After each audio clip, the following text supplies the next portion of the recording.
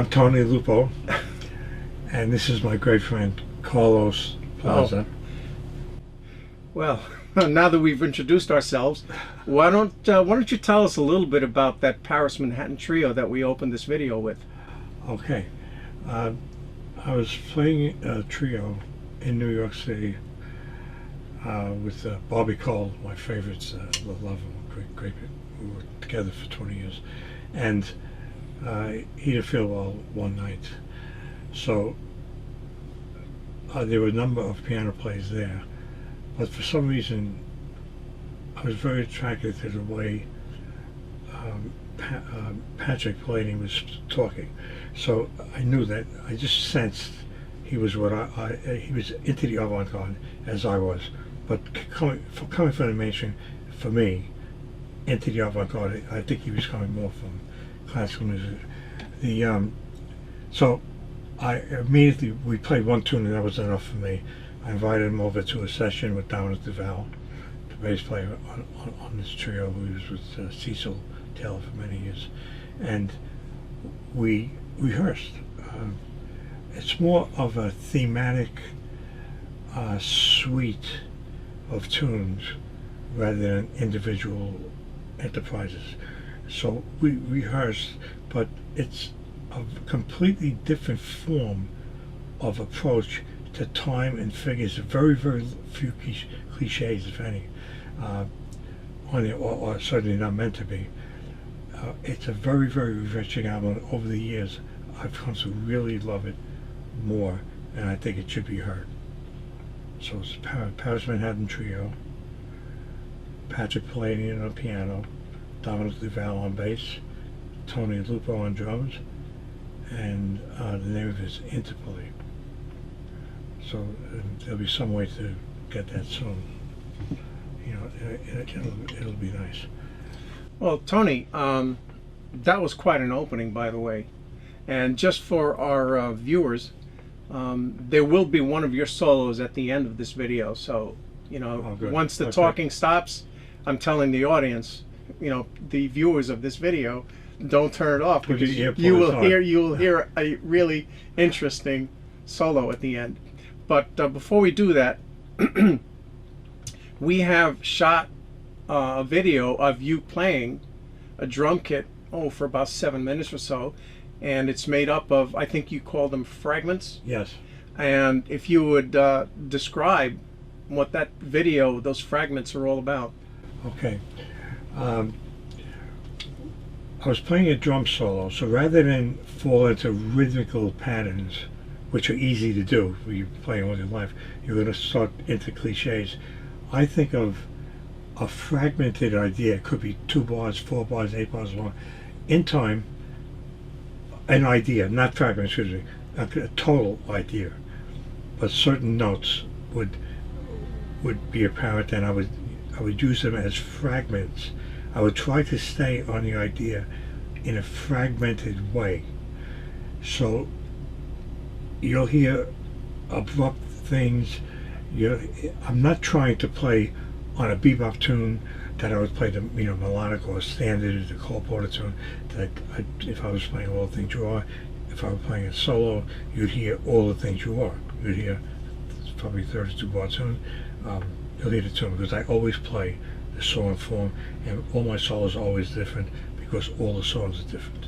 So even ballads, I love playing on ballads, and so many things I love to do. The fragments are just that. The other stuff, the other solos on here are formulated, their solos, and we did with this trio, that we practice it, and our approach to time is very unique. We don't play the time in a usual way.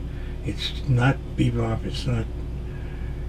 it's just very heartfelt music coming from 3 people who thought very much alike and who practiced a lot before this particular record. And I like it a lot. So the fragments idea would be, if I'm playing the drums by themselves, I'm not going to play a song form.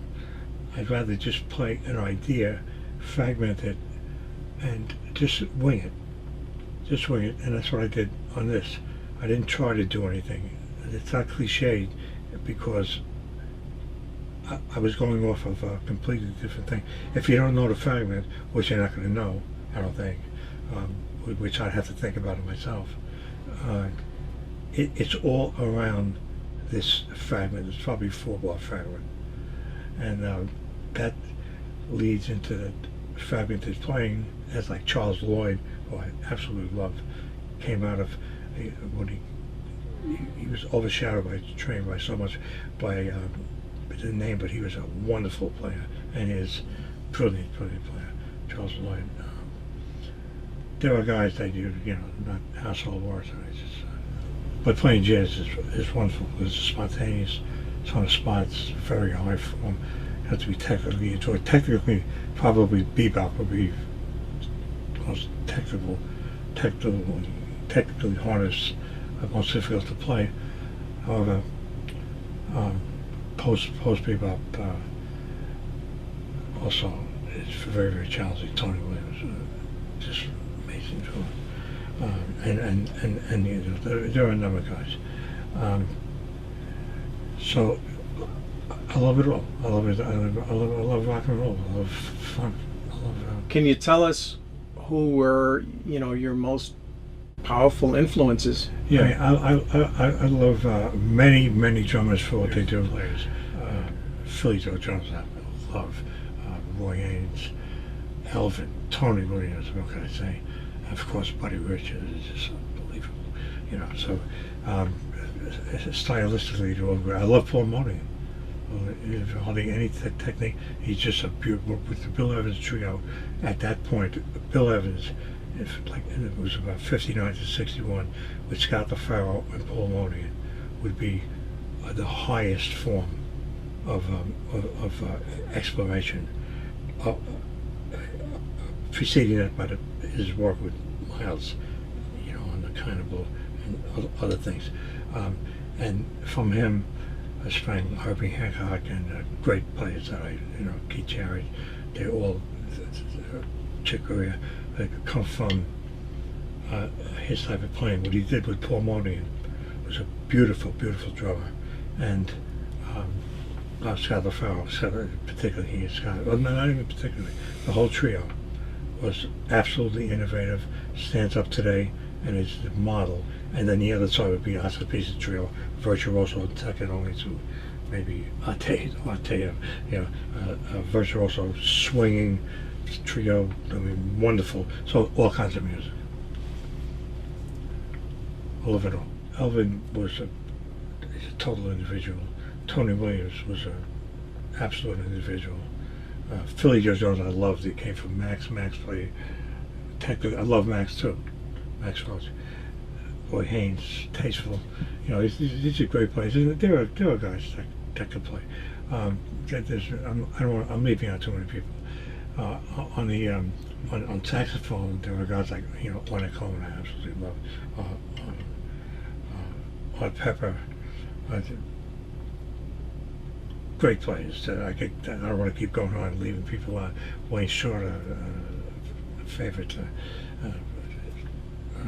Many great sax players, and all the ones from the past. And the bass players I mentioned. It's good to listen to these. I love Herbie Hancock, Headhunters. You know, I love Miles. Anything Miles is just understatement. He's a really. When I heard he changed on he and Bill Evans absolutely changed the way I thought about music completely, coming from standards to swing to some degree, rock, rhythm and blues more, rock, and then hearing Miles, that did it for me.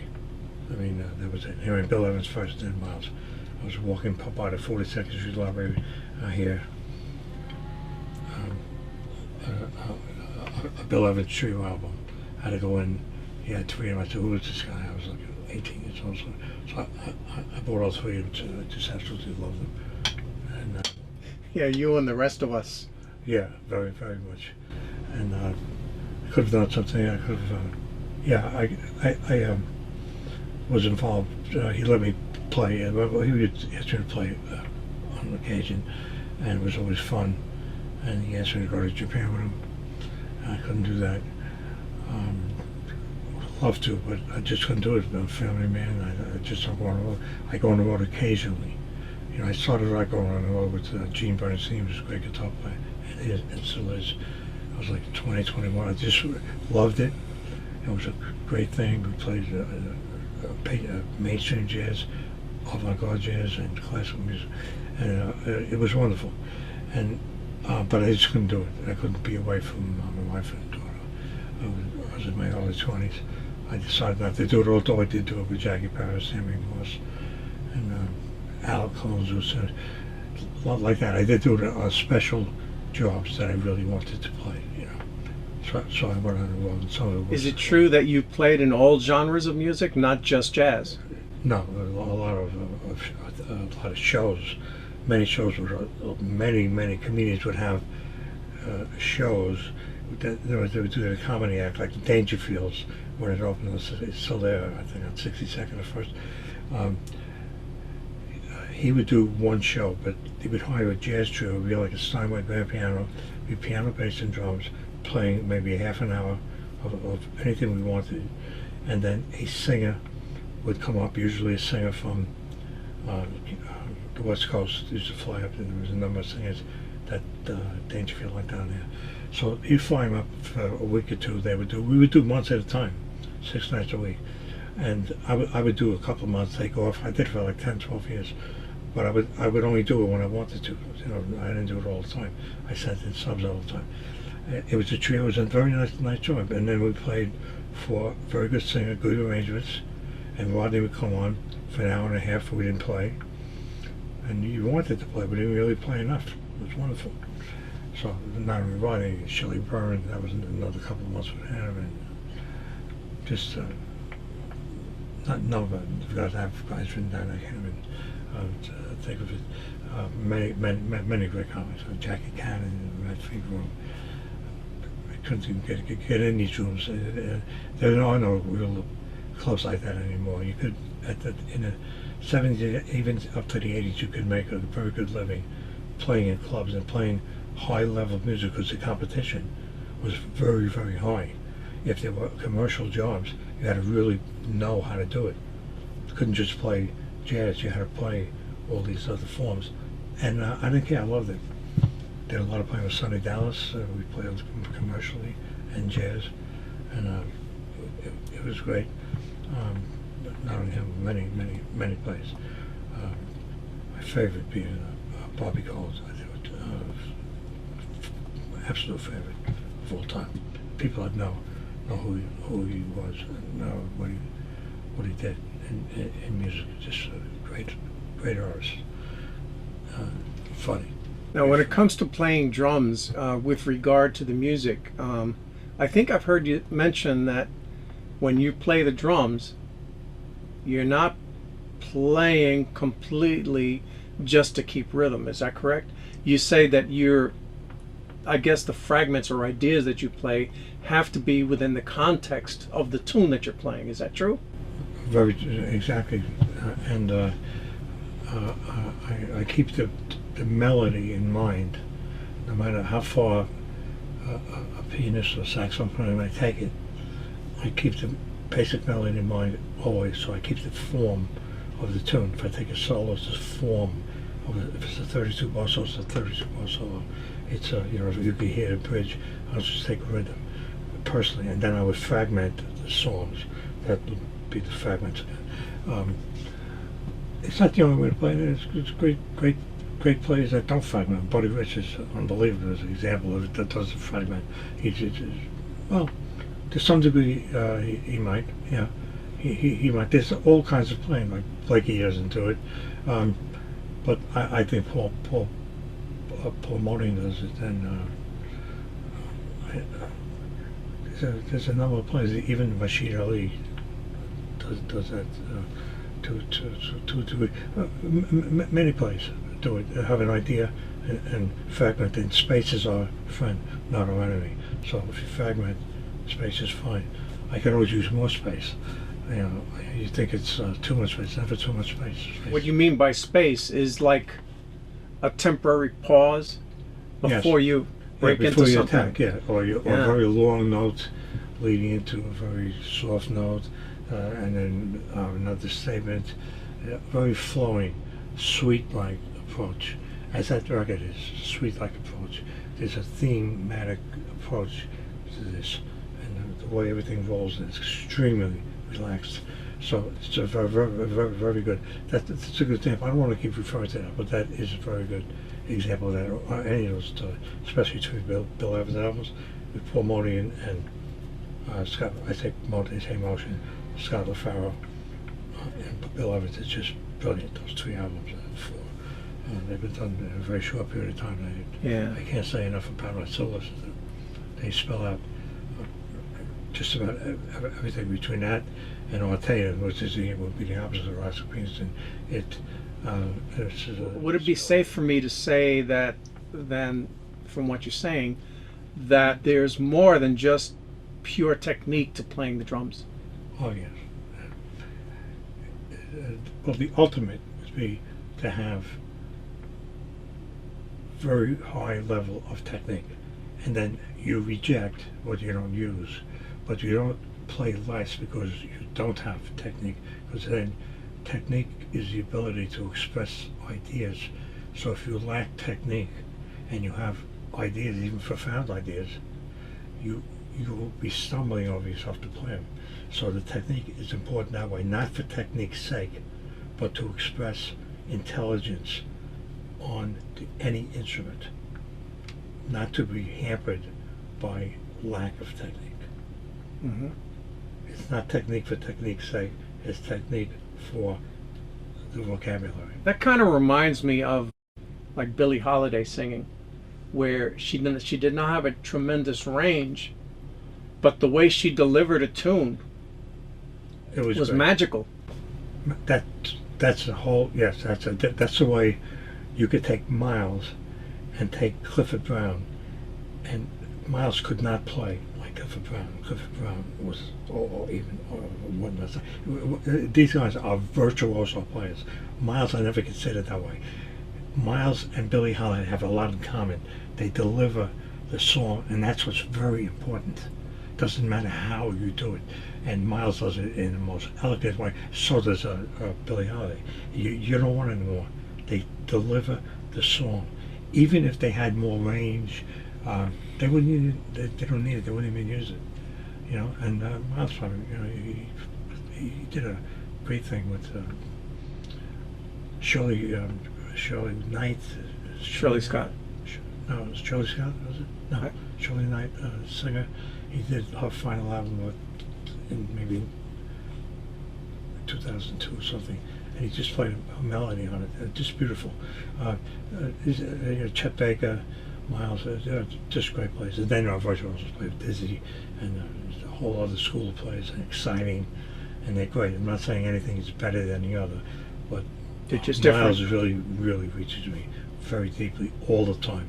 Choice of notes, phrasing, and just all the great players trained from Canada, they all give it up to Miles. They all say they learn so much from Miles, who is the least technical of all of them. So I'm really going against what I just said 5 minutes ago.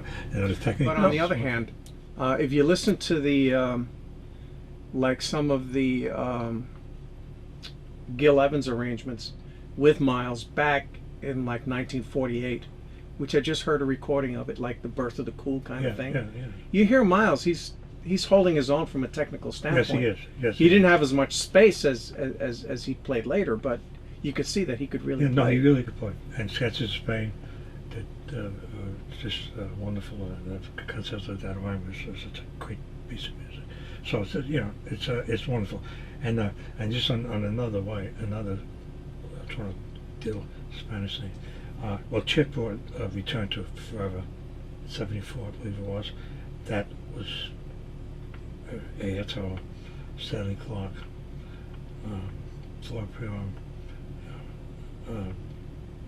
Joe Farrell. Okay, that was an absolute statement, and so was the Jim Hall record with Chet Baker. That absolutely, and Paul Desmond, Gadd, Juan Carter, and Roland had absolutely brilliant. It's 20 minutes long, almost 19 minutes and 27 seconds long. It's the first part of the Rodrigo piece, Concerto della Lingua, which I love. That's pronouncing it correctly. It's just a wonderful piece. Listen to that, the restraint on that, the intelligence. It's great. And then you want to hear some swing. Listen to Sonny Stitt, and these guys swing like crazy. I mean, it's all kinds of music. It's all great. I guess this all fits under the title of jazz, but I love it all. I'm more inclined towards the freer forms, but I love it all. I do too. That's why we're having this little discussion. Yeah, I will say I can't say enough about Carlos' taste in music. Really, wonderful taste. Well, now that we've had our little chat about drumming, about music, why don't we play the video that we shot here with you, just you on the drums and nothing else, with your different ideas, your different fragments. How's that sound? Fine. Yeah. Do it right on the spot. Yeah. So let's do that. Okay. Very good.